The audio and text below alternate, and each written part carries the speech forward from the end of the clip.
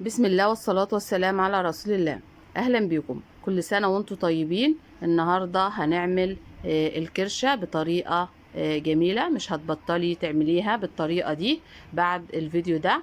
هنا معانا الكرشة مغسولة ومتنضفة كويس.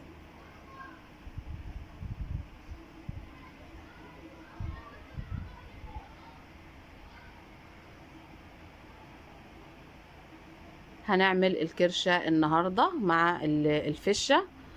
هنا دي كمان الفشة اللي هنعملها وهنقطعها مع الكرشة.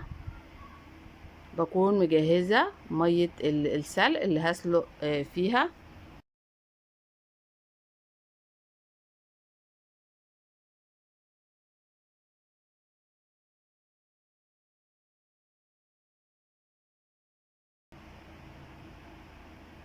معايا هنا قرفة عيدان، ورق لوري، و2 فص توم متقطعين، بضيفهم على مية السلق. طبعا القرفة بتخلي ريحة الكرشة معانا جميلة جدا، مبيكونش ليها اي ريحة، هي والثوم.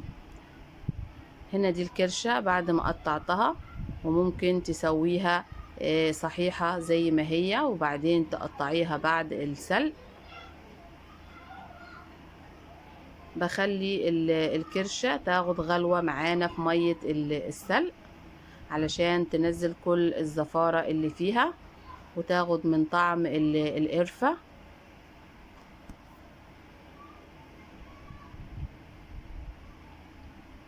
بعد ما الكرشة بتاخد غلوة معانا بصفيها كويس من المية اللي فيها، وبجيب معلقة سمنة وبشوح الكرشة والفشة مع بعض بالشكل ده. معايا بصلة متقطعة بضيفها وبشوحها.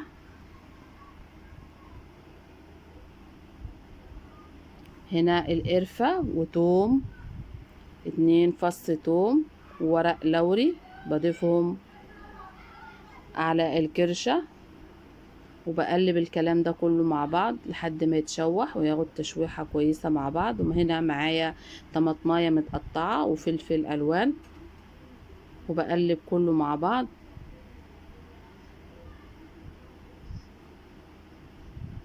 فلفل اسود، ملح، معايا كوباية مية. بسيب الكلام ده كله يتسبك مع بعضه، وبضيف مية من وقت للتاني لو احتاجت مية لحد ما تستوي.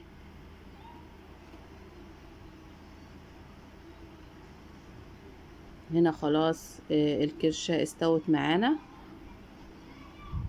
او فاضل لها حاجة بسيطة جدا وتستوي. بكون مجهزة بطاطس مكعبات بضيفها على الكرشة يستووا مع بعض.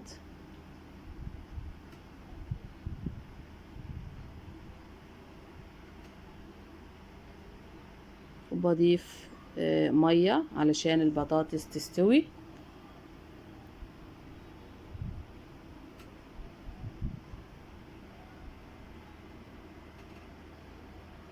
وبسيبهم شوية لحد ما الكرشة والبطاطس يستووا وياخدوا من طعم بعض.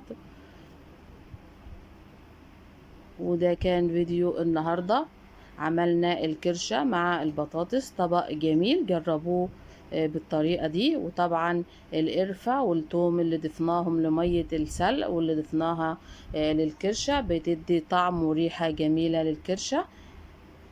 وما تنسوش تشوفوا فيديو الممبار، هيخليكي أستاذة في عمايل الممبار.